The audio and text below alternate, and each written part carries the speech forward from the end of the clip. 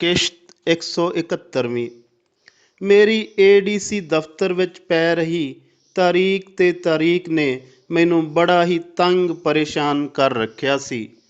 Reader ਨੂੰ ਪਤਾ ਨਹੀਂ ਜਪਨਾਮ ਨੇ ਕਿਹੜਾ ਡਰ ਪਾਇਆ ਹੋਇਆ ਸੀ ਜਾਂ ਫਿਰ ਕੁਝ ਸੁੰਘਾ ਰੱਖਿਆ ਸੀ ਕਿ ਉਹ ਭੋਲਾ ਜਿਹਾ ਮੂੰਹ ਬਣਾ ਕੇ ਮੈਨੂੰ ਅਗਲੇ ਹਫ਼ਤੇ ਜਾਂ 15 ਦਿਨਾਂ ਦੀ ਤਾਰੀਖ 'ਤੇ ਆਉਣ ਲਈ ਆਖ ਦਿੰਦਾ ਸੀ। ਆਪਣੇ ਵੱਲੋਂ ਸੱਚਾ ਹੋਣ ਦਾ ਮਾਰਾ ਨਾਲ ਹੀ ਆਖ ਦਿੰਦਾ ਸੀ, ਫਿਕਰ ਨਾ ਕਰ, ਅਗਲੀ ਤਰੀਕ 'ਤੇ ਤੁਹਾਡਾ ਕੰਮ ਨਿਬੇੜ ਹੀ ਦੇਣਾ ਹੈ।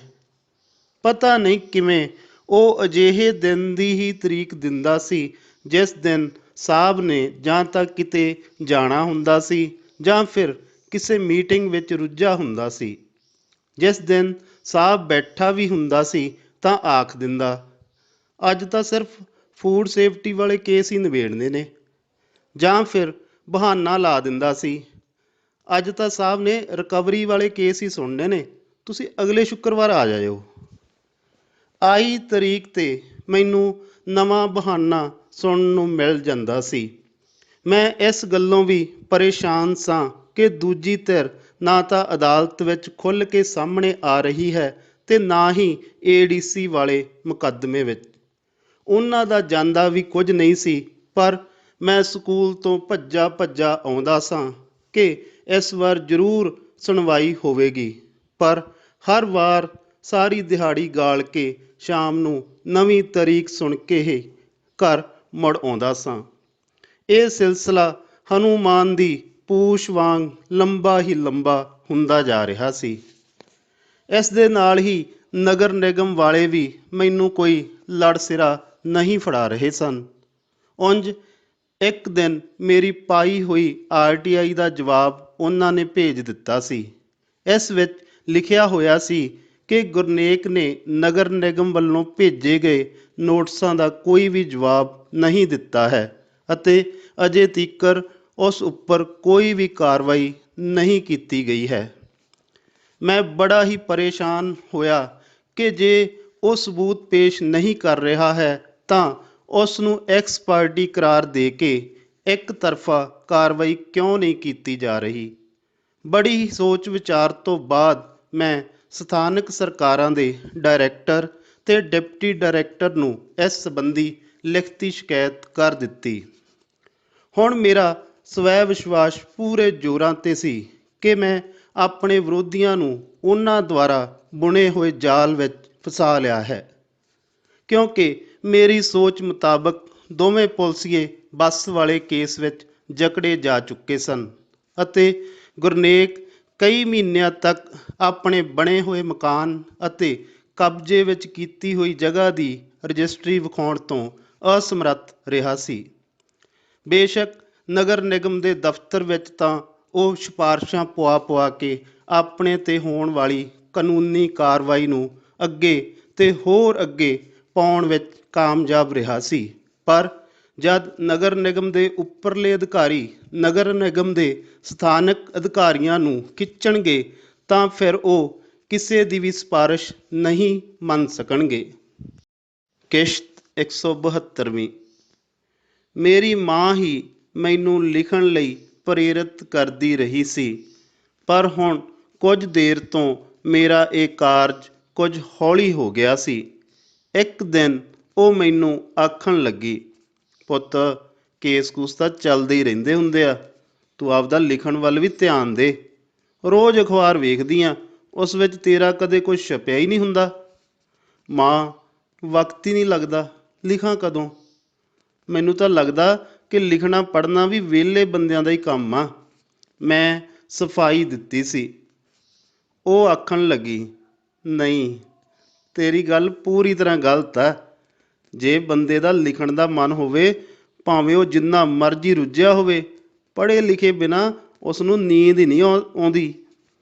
ਇਹ ਆਖ ਕਿ ਤੇਰੀ ਆਪਦੀ ਨੀਅਤ ਹੀ ਫਿੱਟੀ ਹੋਈ ਆ। ਹੱਡ ਹਰਾਮੀ, ਹੁਜਤਾਂ ਢੇਰ ਵਾਲੀ ਗੱਲ ਹੋਈ ਪਈ ਆ। ਮੇਰੀ ਮਾਂ ਨੇ ਸਪਸ਼ਟ ਗੱਲ ਕੀਤੀ ਸੀ। ਉਸ ਦੀ ਇਹ ਦਲੀਲ ਇੰਨੀ ਜ਼ਿਆਦਾ ਵਜ਼ਨਦਾਰ ਸੀ ਕਿ ਮੈਂ ਨਿਰੁੱਤਰ ਹੋ ਗਿਆ ਸਾਂ ਤੇ ਕੁਝ ਵੀ ਬੋਲ ਨਹੀਂ ਸਾਂ ਸਕਿਆ। ਮੇਰੀ ਚੁੱਪ ਅਤੇ ਮੇਰੀ ਮਾਨਸਿਕ ਹਾਲਤ ਤੋਂ ਮੇਰੀ ਮਾਂ ਮੇਰੇ ਅੰਦਰ ਦੀ ਭਾਵਨਾ ਸਮਝ ਗਈ ਸੀ ਤੇ ਉਸ ਨੇ ਗੱਲ ਟਾਲਣ ਦੇ ਰੌਂ ਵਿੱਚ ਮੈਨੂੰ ਪੁੱਛਿਆ, ਫਿਰ ਤੂੰ ਉਧਰਲੇ ਘਰੇ ਜਾ ਕੇ ਕੀ ਲਿਖਦਾ ਰਹਿੰਦਾ, ਮੈਨੂੰ ਵੀ ਦੱਸ। ਸ਼ਿਕਾਇਤਾਂ। ਮੈਂ ਸਿਰਫ ਇੱਕ ਹੀ ਸ਼ਬਦ ਬੋਲਿਆ ਸੀ, ਪਰ ਕੁਝ ਹੀ ਪਲਾਂ ਵਿੱਚ ਉਹ ਮੇਰੀ ਸਾਰੀ ਮਜਬੂਰੀ ਸਮਝ ਗਈ ਸੀ। ਚੱਲ ਮੈਨੂੰ ਤਾਂ ਇਹੀ ਦੱਸ ਦਿਆ ਕਰ ਕਿ ਤੂੰ ਸ਼ਿਕਾਇਤਾਂ ਵਿੱਚ ਕੀ ਕੀ ਲਿਖਦਾ। ਤੇਰਾ ਲਿਖਿਆ ਸੁਣ ਕੇ ਘੱਟੋ ਘੱਟ ਮਨ ਨੂੰ ਤਸੱਲੀ ਤਾਂ ਰਹੂ ਕਿ ਮੇਰਾ ਪੁੱਤ ਲਿਖੀ ਜਾ ਰਿਹਾ, ਉਹਦੀ ਕਲਮ ਤਾਂ ਚੱਲਦੀ ਹੋਈ ਆ। ਚਾਹੇ ਉਹ ਅਖਬਾਰਾਂ ਜਾਂ ਰਸਾਲਿਆਂ ਲਈ ਨਹੀਂ ਲਿਖ ਰਿਹਾ, ਆਪਣੇ ਬਚਾਅ ਲਈ ਤਾਂ ਲਿਖ ਹੀ ਰਿਹਾ ਨਾ। ਮਾਂ ਨੇ ਇਹ ਗੱਲ ਇੰਨੇ ਪਿਆਰ ਤੇ ਗੂੜ੍ਹ ਜਜ਼ਬਾਤ ਨਾਲ ਆਖੀ ਕਿ ਮੈਨੂੰ ਕੁਝ ਸੁੱਝ ਹੀ ਨਹੀਂ ਸੀ ਰਿਹਾ ਕਿ ਮੈਂ ਕੀ ਕਰਾਂ ਤੇ ਕੀ ਆਖਾਂ।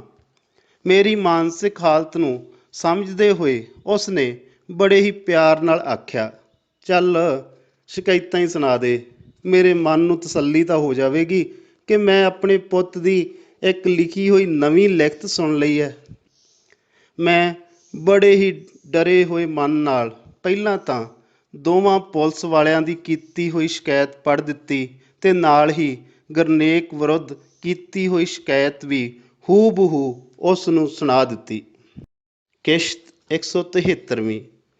ਸ਼ਿਕਾਇਤਾਂ ਨੂੰ ਸੁਣ ਮੇਰੀ 5 ਜਮਾਤਾਂ ਪੜ੍ਹੀ ਮਾਂ ਇੰਨੀ ਜ਼ਿਆਦਾ ਖੁਸ਼ ਹੋਈ ਕਿ ਉਸ ਦੇ ਮੂੰਹੋਂ ਸਹਿਜ ਸੁਭਾਅ ਹੀ ਨਿਕਲਿਆ, ਪੁੱਤ ਹੁਣ ਤਾਂ ਵੱਡੇ ਤੋਂ ਵੱਡੇ ਅਧਿਕਾਰੀਆਂ ਦੀਆਂ ਅੱਖਾਂ ਵੀ ਖੁੱਲ੍ਹ ਜਾਣਗੀਆਂ, ਇਹਨਾਂ ਅਕਲ ਦੇ ਅੰਨ੍ਹਿਆਂ ਦੀਆਂ ਤਾਂ ਖੁੱਲ੍ਹਣੀਆਂ ਹੀ ਖੁੱਲ੍ਹਣੀਆਂ ਨੇ। ਤੈਨੂੰ ਤੇਰੀ ਮਾਂ ਦੀ ਅਸੀਸ ਹੈ ਕਿ ਤੂੰ ਇਸ ਕੇਸ ਵਿੱਚੋਂ ਜੇਤੂ ਹੋ ਕੇ ਨਿਕਲੇਂਗਾ। ਬੰਦਾ ਖੜ੍ਹੇ ਨਾ ਖੜ੍ਹੇ, ਪਰ ਰੱਬ ਸੱਚ ਨਾਲ ਜ਼ਰੂਰ ਖੜ੍ਹਦਾ ਹੈ। ਇਹ ਸ਼ਬਦ ਆਖਦਿਆਂ ਉਸ ਦੇ ਜੋੜੇ ਹੋਏ ਹੱਥ ਆਪਣੇ ਆਪ ਹੀ ਅਸਮਾਨ ਵੱਲ ਨੂੰ ਉੱਠ ਗਏ ਸਨ। ਮੈਂ ਗੱਲ ਨੂੰ ਜਰਾ ਕੁ ਹਾਸੇ ਵਿੱਚ ਪਾਉਂਦਿਆਂ ਆਖਿਆ, ਮਾਂ ਪਹਿਲਾਂ ਤਾਂ ਤੂੰ ਕਦੇ ਅਜਿਹੀ ਅਸੀਸ ਨਹੀਂ ਦਿੱਤੀ, ਅੱਜ ਜਦ ਉਹਨਾਂ ਨੂੰ ਮੈਂ ਫਸਾ ਲਿਆ ਤਾਂ ਤੂੰ ਧੜੀ ਧੜੀ ਦੀਆਂ ਅਸੀਸਾਂ ਦੇਣ ਲੱਗ ਪਈ ਐ। ਉਹ ਆਖਣ ਲੱਗੀ, ਪੁੱਤ ਤੇਰੇ ਨਾਲੋਂ ਜ਼ਿਆਦਾ ਮੈਂ ਤੜਪੀ ਹਾਂ। ਇਹ ਮੈਂ ਜਾਣਦੀ ਹਾਂ ਜਾਂ ਫਿਰ ਮੇਰਾ ਰੱਬ ਜਾਣਦਾ। ਮੈਂ ਤਾਂ ਪਹਿਲੇ ਦਿਨੋਂ ਹੀ ਆਖੀ ਜਾਂਦੀ ਹਾਂ ਕਿ ਮੇਰੇ ਗਊ ਵਰਗੇ ਪੁੱਤ ਨੂੰ ਤੜਪਾ ਕੇ ਇਹਨਾਂ ਨੂੰ ਸ਼ਾਂਤੀ ਨਹੀਂ ਮਿਲਣੀ। ਉਹ ਕੁੱਤੇ ਪੁਲਸੀਏ ਵੀ ਆਪਣੀ ਕੀਤੀ ਆਪੇ ਹੀ ਭੁਗਤਣਗੇ। ਮੈਂ ਤਾਂ ਕੱਲ੍ਹ ਵੀ ਆਖਦੀ ਸੀ ਤੇ ਅੱਜ ਵੀ ਆਖੀ ਜਾਂਦੀ ਹਾਂ ਕਿ ਸੱਚ ਸੱਚ ਹੀ ਰਹਿੰਦਾ ਤੇ ਝੂਠ ਝੂਠ। ਸੱਚ ਜਾਣੀ ਪੁੱਤ, ਹੁਣ ਤਾਂ ਮੈਨੂੰ ਸੁਪਨੇ ਵਿੱਚ ਵੀ ਇਹ ਵੱਡੇ ਨਾਡੂ ਖਾਂ ਤੇਰੀਆਂ ਮਿੰਨਤਾਂ ਕਰਦੇ ਦਿਸਣ ਲੱਗ ਪਏ ਨੇ। ਮਾਂ ਨੇ ਬੜੇ ਹੀ ਪਿਆਰ ਨਾਲ ਉੱਤਰ ਦਿੱਤਾ ਸੀ। ਮੈਂ ਮਾਂ ਨੂੰ ਟਾਂਚ ਲਾਉਂਦਿਆਂ ਆਖਿਆ, ਮਾਂ ਤੈਨੂੰ ਪਤਾ ਜੋ ਲੱਗ ਗਿਆ ਕਿ ਮੈਂ ਅਜਿਹੀਆਂ ਸ਼ਿਕਾਇਤਾਂ ਕਰਨ ਲੱਗਿਆ ਹੋਇਆ, ਤਾਂ ਹੀ ਤੈਨੂੰ ਉਹ ਮੇਰੀਆਂ ਮਿੰਨਤਾਂ ਕਰਦੇ ਹੋਏ ਦਿਸਣ ਲੱਗ ਪਏ ਨੇ। ਉਹ ਆਖਣ ਲੱਗੀ, ਪੁੱਤ ਤੂੰ ਹੀ ਦੱਸ, ਤੂੰ ਉਸ ਝਗੜੇ ਤੋਂ ਬਾਅਦ ਕਦੇ ਮੇਰੇ ਨਾਲ ਖੁੱਲ੍ਹ ਕੇ ਕੋਈ ਗੱਲ ਕੀਤੀ ਆ ਕਦੇ? ਨਾ ਤੂੰ ਆਪਣੀ ਘਰਵਾਲੀ ਨਾਲ ਕਰਦਾ ਹੈ। ਅਸੀਂ ਤਾਂ ਸਗੋਂ ਅੰਦਰੋਂ ਅੰਦਰ ਹੀ ਕੁੜਦੀਆਂ ਰਹਿੰਦੀਆਂ ਕਿ ਤੁਸੀਂ ਦੋਵੇਂ ਭਰਾ ਸਾਨੂੰ ਬਹੁਤਾ ਕੁਝ ਦੱਸਦੇ ਹੀ ਨਹੀਂ। ਮੇਰਾ ਤਾਂ ਮਨ ਦੀ ਸੋਚ ਮੁਤਾਬਕ ਇਹ ਇੱਕ ਅੰਦਾਜ਼ਾ ਸੀ ਜੋ ਮੈਂ ਤੈਨੂੰ ਦੱਸ ਦਿੱਤਾ। ਬਾਕੀ ਤੁਸੀਂ ਹੀ ਜਾਣੋ ਜਿਹੜੇ ਨਿੱਤ ਦਫ਼ਤਰਾਂ ਕਚਹਿਰੀਆਂ ਵਿੱਚ ਧੱਕੇ ਖਾਂਦੇ ਫਿਰਦੇ ਹੋ। ਮਾਂ ਨੇ ਲੰਬੀ ਸਾਰੀ ਹੀਰ ਸੁਣਾ ਦਿੱਤੀ ਸੀ। ਮੈਂ ਮਾਂ ਦੀ ਗੱਲ ਨਾਲ ਸਹਿਮਤ ਹੋ ਗਿਆ ਸਾਂ, ਕਿਉਂਕਿ ਮੈਂ ਕਦੇ ਵੀ ਅਜਿਹੀ ਕੋਈ ਗੱਲ ਘਰਦਿਆਂ ਨਾਲ ਸਾਂਝੀ ਨਹੀਂ ਕੀਤੀ ਸੀ। ਇਹ ਤਾਂ ਮੈਂ ਤੇ ਯਾਦਵਿੰਦਰ ਹੀ ਸਾਂ ਜੋ ਆਪਸੀ ਰਾਏ ਮਸ਼ਵਰਾ ਕਰਦੇ ਕਰਦੇ ਇਸ ਕੇਸ ਨੂੰ ਖਿੱਚ ਧੂ ਕੇ ਇੱਥੋਂ ਤੱਕ ਲੈ ਆਏ ਸਾਂ।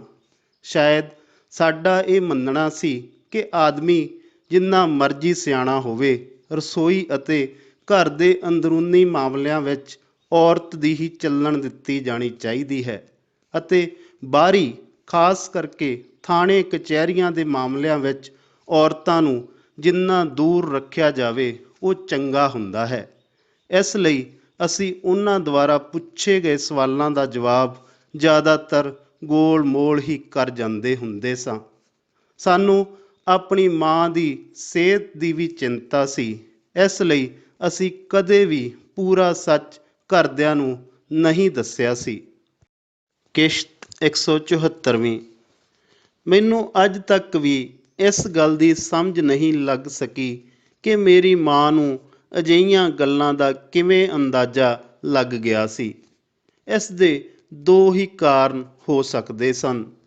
ਪਹਿਲਾ ਇਹ ਕਿ ਮਾਵਾਂ ਵਿੱਚ ਇੱਕ ਅਦੁੱਤੀ ਸ਼ਕਤੀ ਹੁੰਦੀ ਹੈ, ਜਿਸ ਕਾਰਨ ਹਰ ਮਾਂ ਆਪਣੇ ਬੱਚੇ ਦਾ ਚਿਹਰਾ ਪੜ੍ਹ ਕੇ ਉਸ ਦੀ ਮਾਨਸਿਕ ਹਾਲਤ ਨੂੰ ਮਹਿਸੂਸ ਕਰ ਸਕਦੀ ਹੈ ਕਿ ਉਹ ਕਿਸ ਤਰ੍ਹਾਂ ਦੀ ਮਨੋਸਥਿਤੀ ਵਿੱਚੋਂ ਲੰਘ ਰਿਹਾ ਹੈ। ਦੂਜਾ ਇਹ ਕਿ ਮਾਂ ਹਰ ਪਲ ਆਪਣੇ ਬੱਚੇ ਦੀ ਹਰ ਕਾਰਵਾਈ 'ਤੇ ਨਜ਼ਰ ਰੱਖਦੀ ਹੈ ਕਿ ਉਹ ਫਲਾਣਾ ਕੰਮ ਕਰਕੇ ਖੁਸ਼ ਹੋ ਰਿਹਾ ਹੈ ਜਾਂ ਫਿਰ ਦੁਖੀ। ਗੱਲ ਦੋਵਾਂ ਵਿੱਚੋਂ ਕੋਈ ਵੀ ਹੋਵੇ, ਪਰ ਮੈਨੂੰ ਆਪਣੀ ਮਾਂ ਦੀ ਅਸੀਸ ਮਿਲ ਚੁੱਕੀ ਸੀ। ਹੁਣ ਮੈਨੂੰ ਆਸ ਦੀ ਇੱਕ ਨਵੀਂ ਕਿਰਨ ਨਜ਼ਰ ਆਉਣ ਲੱਗ ਪਈ ਸੀ। ਉਮੀਦ ਵੀ ਸੀ ਕਿ ਨਵੀਆਂ ਪਾਈਆਂ ਗਈਆਂ ਸ਼ਿਕਾਇਤਾਂ ਨਾਲ ਸਮੁੱਚੀ ਵਿਰੋਧੀ ਧਿਰ ਦਾ ਦਿਮਾਗ ਟਿਕਾਣੇ 'ਤੇ ਆ ਜਾਵੇਗਾ ਤੇ ਜਲਦ ਹੀ ਸਾਡਾ ਇਹ ਝਗੜਾ ਖਤਮ ਹੋ ਜਾਵੇਗਾ। ਮੈਨੂੰ ਇਸ ਗੱਲ ਦੀ ਤਸੱਲੀ ਵੀ ਹੋ ਰਹੀ ਸੀ ਕਿ ਇਹਨਾਂ ਸ਼ਿਕਾਇਤਾਂ ਨਾਲ ਮੈਂ ਉਹਨਾਂ ਦੀ ਨੌਕਰੀ ਵਾਸਤੇ ਵੀ ਵੱਡਾ ਖਤਰਾ ਨਹੀਂ ਸੀ ਬਣਨਾ ਅਤੇ ਮੇਰਾ ਮਸਲਾ ਵੀ ਹੱਲ ਹੋ ਜਾਣਾ ਸੀ। ਜਿਸ ਸੁਨੇਹੇ ਦੀ ਮੈਨੂੰ ਬੜੇ ਚਿਰ ਤੋਂ ਉਡੀਕ ਸੀ, ਉਹ ਮਹੀਨਾ ਬੀਤਣ ਦੇ ਬਾਵਜੂਦ ਵੀ ਨਾ ਆਇਆ। ਇਹ ਉਹ ਸੁਨੇਹਾ ਸੀ ਕਿ ਕਦੇ ਕੋਈ ਵਿਚੋਲਾ ਆ ਕੇ ਸਾਨੂੰ ਆਖੇਗਾ ਕਿ ਦੂਜੀ ਧਿਰ ਆਪਣੀ ਗਲਤੀ ਮੰਨ ਰਹੀ ਹੈ ਤੇ ਉਹ ਸਾਡੇ ਵਿਰੁੱਧ ਕੀਤੀਆਂ ਗਈਆਂ ਸਾਰੀਆਂ ਸ਼ਿਕਾਇਤਾਂ ਵਾਪਸ ਲੈਣ ਲਈ ਤਿਆਰ ਹੈ ਤੇ ਤੁਸੀਂ ਵੀ ਆਪਣੀਆਂ ਸਾਰੀਆਂ ਸ਼ਿਕਾਇਤਾਂ ਵਾਪਸ ਲੈ ਲਵੋ। ਆਪਾਂ ਸਭ ਨੇ ਚੰਗੇ ਗੁਆਂਢੀ ਬਣ ਕੇ ਰਹਿਣਾ ਹੈ ਤੇ ਅੱਗੇ ਤੋਂ ਵੀ ਮਿਲਦੇ ਵਰਤਦੇ ਰਹਾਂਗੇ। ਪਤਾ ਨਹੀਂ ਇਹ ਮੇਰੀ ਮਾੜੀ ਕਿਸਮਤ ਸੀ ਜਾਂ ਫਿਰ ਉਹਨਾਂ ਦੀ ਬੁੱਧੀ ਭ੍ਰਿਸ਼ਟ ਹੋਈ ਸੀ ਜੋ ਉਹਨਾਂ ਨੂੰ ਵਿਨਾਸ਼ ਵੱਲ ਲਿਜਾਣ ਦਾ ਕੰਮ ਕਰ ਰਹੀ ਸੀ। ਉਹ ਕਿਸੇ ਤਰ੍ਹਾਂ ਦੇ ਵੀ ਸਮਝੌਤੇ ਦੀ ਪੇਸ਼ਕਸ਼ ਲੈ ਕੇ ਆਉਣ ਵਾਸਤੇ ਤਿਆਰ ਨਹੀਂ ਸਨ ਹੋਏ। ਉਹਨਾਂ ਦਿਨਾਂ ਵਿੱਚ ਜਦ ਵੀ ਸਾਡੇ ਘਰ ਦੇ ਬੂਹੇ ਦੀ ਘੰਟੀ ਖੜਕਦੀ ਤਾਂ ਮੈਨੂੰ ਲੱਗਣ ਲੱਗ ਪੈਂਦਾ ਕਿ ਜ਼ਰੂਰ ਹੀ ਕੋਈ ਨਾ ਕੋਈ ਸਮਝੌਤਾ ਕਰਾਉਣ ਵਾਲਾ ਵਿਚੋਲਾ ਆਇਆ ਹੈ। ਮੈਂ ਮਨ ਹੀ ਮਨ ਸ਼ੁਕਰ ਮਨਾਉਣ ਲੱਗ ਪੈਂਦਾ ਕਿ ਇਸ ਬੰਦੇ ਦੇ ਆਉਣ ਨਾਲ ਚਲੋ ਮੈਂ ਕਿਸੇ ਪਰਿਵਾਰ ਦੀ ਰੋਜੀ ਰੋਟੀ ਖੁੱਸਣ ਦਾ ਕਾਰਨ ਬਣਨ ਤੋਂ ਬਚ ਗਿਆ ਹਾਂ। ਕਿਸ਼ਤ 175ਵੀਂ। ਮੈਂ ਬੜੇ ਉਤਸ਼ਾਹ ਤੇ ਚਾਅ ਨਾਲ ਜਾ ਕੇ ਬੂਹਾ ਖੋਲ੍ਹਦਾ ਸਾਂ, ਪਰ ਜਦ ਸਾਹਮਣੇ ਖੜ੍ਹੇ ਡਾਕੀਏ, ਕੇਬਲ ਜਾਂ ਬਿਜਲੀ ਦਾ ਬਿੱਲ ਲੈਣ ਆਏ ਕਰਮਚਾਰੀ ਜਾਂ ਫਿਰ ਕੂੜਾ ਚੁੱਕਣ ਵਾਲੇ ਨੂੰ ਵੇਖ ਲੈਂਦਾ ਤਾਂ ਮੇਰਾ ਦਿਲ ਟੁੱਟ ਜਾਂਦਾ। ਇੱਕ ਦਿਨ ਜਦ ਬੂਹਾ ਖੜਕਣ 'ਤੇ ਮੈਂ ਦਰਵਾਜ਼ਾ ਖੋਲ੍ਹਿਆ ਤਾਂ ਸਾਹਮਣੇ ਸ਼ਨੀ ਦੇਵਤਾ ਖੜ੍ਹਾ ਸੀ। ਮੈਂ ਗੁੱਸੇ ਵਿੱਚ ਆ ਕੇ ਉਸ ਨੂੰ ਕੁਝ ਕੰਮ ਕਰਕੇ ਖਾ ਲੈਣ ਦੀ ਸਲਾਹ ਦਿੱਤੀ ਤੇ ਬਿਨਾਂ ਕੁਝ ਦਿੱਤਿਆਂ ਹੀ ਉਸ ਨੂੰ ਖਾਲੀ ਮੋੜ ਦਿੱਤਾ ਸੀ।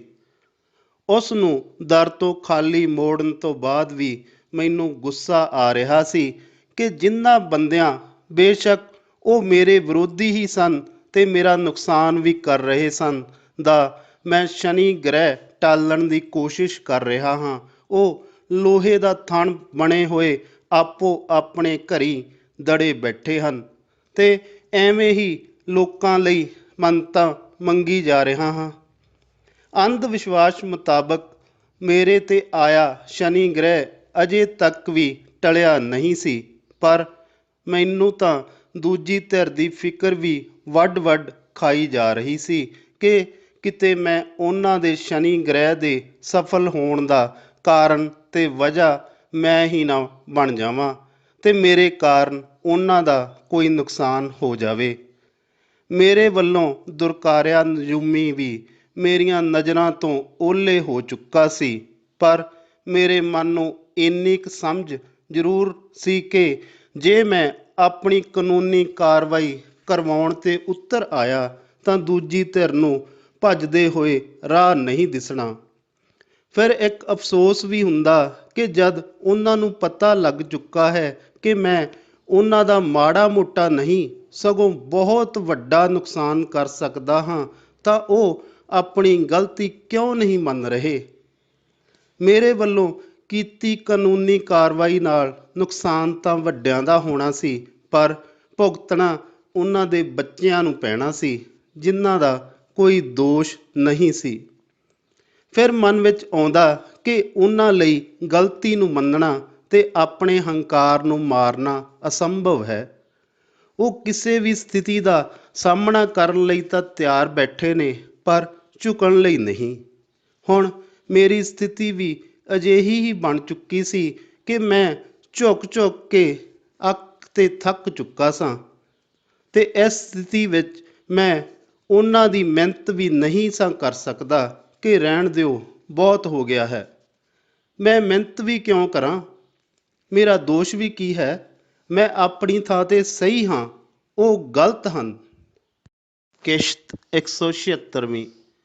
ਕਈ ਦਿਨ ਬੀਤ ਜਾਣ ਬਾਅਦ ਮੈਨੂੰ ਲੱਗਣ ਲੱਗਾ ਕਿ ਦੂਜੀ ਧਿਰ ਅਜੇ ਵੀ ਆ ਬੈਲ ਮੁਝੇ ਮਾਰ ਵਾਲੀ ਪਾਗਲਪਨ ਵਾਲੀ ਹਾਲਤ ਵਿੱਚ ਹੀ ਬੈਠੀ ਹੋਈ ਹੈ। ਹੁਣ ਜਦ ਬੈਲ ਹੀ ਉਹਨਾਂ ਨੂੰ ਵਾਰ-ਵਾਰ ਉਠਾ ਕੇ ਆਖ ਰਿਹਾ ਸੀ ਕਿ ਉੱਠ ਤਾਂ ਖੜੋ, ਤੁਸੀਂ ਇਸ ਬੈਲ ਨੂੰ ਸਿਰਫ ਗਊ ਦਾ ਜਾਇਆ ਸਮਝ ਕੇ ਹੀ ਪੰਗਾ ਲੈ ਲਿਆ ਸੀ। ਗਲਤੀ ਮੰਨ ਲਵੋ ਤੇ ਉਸ ਨੂੰ ਆਪਣੇ ਸਿੰਘ ਵਰਤਣ ਲਈ ਮਜਬੂਰ ਨਾ ਕਰੋ। ਦੂਜੀ ਧਿਰ ਫਿਰ ਵੀ ਆਪਣੇ ਹੰਕਾਰ ਵਿੱਚ ਹੀ ਇਸ ਗਊ ਦੇ ਜਾਏ ਨੂੰ ਲੱਤਾਂ ਮਾਰੀ ਜਾ ਰਹੀ ਸੀ ਤਾਂ ਫਿਰ ਗਊ ਦੇ ਜਾਏ ਦਾ ਹਿੰਸਕ ਹੋ ਜਾਣਾ ਵੀ ਕੋਈ ਅਤਕਥਨੀ ਜਾਂ ਜੱਗੋਂ 13ਵੀਂ ਗੱਲ ਨਹੀਂ ਹੋਣੀ ਸੀ। ਮੈਂ ਬਹੁਤ ਦੇਰ ਇਸ ਤਰ੍ਹਾਂ ਹੀ ਸੋਚਦਾ ਰਹਿੰਦਾ। ਔਖ ਦੀ ਲੰਬੀ ਘੜੀ ਹੰਢਾਉਣ ਤੇ ਦੂਜੀ ਧਿਰ ਵੱਲੋਂ ਕੋਈ ਠੰਡੀ ਹਵਾ ਦਾ ਬੁੱਲਾ ਨਾ ਆਉਣ ਕਰਕੇ ਮੈਂ ਆਪਣੇ ਹਮਦਰਦ ਪੁਲਿਸ ਵਾਲੇ ਨੂੰ ਫੋਨ ਮਿਲਾ ਲਿਆ ਤੇ ਸਾਰੀ ਸਥਿਤੀ ਤੋਂ ਜਾਣੂ ਕਰਵਾ ਦਿੱਤਾ। ਉਹ ਮੈਨੂੰ ਤੇ ਮੇਰੇ ਕੇਸ ਨੂੰ ਚੰਗੀ ਤਰ੍ਹਾਂ ਸਮਝ ਚੁੱਕਾ ਸੀ। ਉਹ ਬੋਲਿਆ, ਚੱਲ ਇੰਝ ਕਰ, ਪਰਮਾਣੂ ਹਥਿਆਰ ਚਲਾਉਣ ਤੋਂ ਪਹਿਲਾਂ ਇੱਕ ਫੋਕਾ ਜਿਹਾ ਫਾਇਰ ਕਰਕੇ ਹੀ ਵੇਖ ਲੈ, ਸ਼ਾਇਦ ਇਹਨਾਂ ਦੀ ਨੀਂਦ ਟੁੱਟ ਜਾਵੇ। ਤੂੰ 181 ਨੰਬਰ 'ਤੇ ਫੋਨ ਕਰਕੇ ਹੀ ਵੇਖ ਲੈ। ਮੈਂ ਨਿਰਾਸ਼ਾ ਭਰੀ ਆਵਾਜ਼ ਵਿੱਚ ਉਸ ਨੂੰ ਆਖਿਆ, ਉਹ ਤਾਂ ਜੀ ਮੈਂ ਕਿੰਨੀ ਵਾਰ ਪਹਿਲਾਂ ਵੀ ਕਰ ਚੁੱਕਾ, ਸਭ ਉਹਨਾਂ ਦੇ ਹੱਕ ਵਿੱਚ ਹੀ ਭੁਗਤਦੇ ਆ। ਉਹ ਬੋਲਿਆ, ਉਹ ਕੋਈ ਨਹੀਂ, ਤੂੰ ਇਸ ਕੇਸ ਵਿੱਚ ਤਾਂ ਪਹਿਲੀ ਵਾਰ ਹੀ ਕਰਨਾ, ਵੇਖ ਤਾਂ ਸਹੀ ਕੀ ਜਵਾਬ ਦਿੰਦੇ ਨੇ, ਬਾਕੀ ਫੇਰ ਵੇਖ ਲਵਾਂਗੇ, ਸ਼ਾਇਦ ਅਕਲ ਹੀ ਆ ਜਾਵੇ। ਨਾਲ ਦੀ ਨਾਲ ਹੀ ਉਹ ਵਕੀਲਾਂ ਵਾਲੀ ਭਾਸ਼ਾ ਵਿੱਚ ਬੋਲਿਆ, ਇਹ ਮਾਮਲਾ ਵੱਖਰਾ ਹੈ ਤੇ ਪਹਿਲਾਂ ਵਾਲੇ ਅਲੱਗ ਸਨ।